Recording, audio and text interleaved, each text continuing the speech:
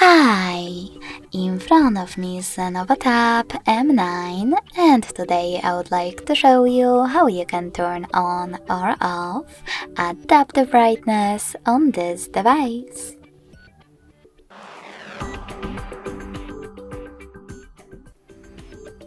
First of all, go into Tab menu and look for Auto Brightness shortcut. When you find it, click on it. As you can see, mine is now blue. That means that auto brightness is enabled, but you can always disable it by tapping on the same one again. If you wish to, you can also just go into settings, scroll down and tap on display section. Then click on this switcher next to adaptive brightness to manage it.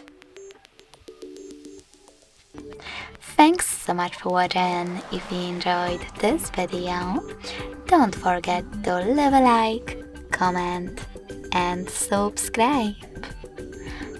Bye!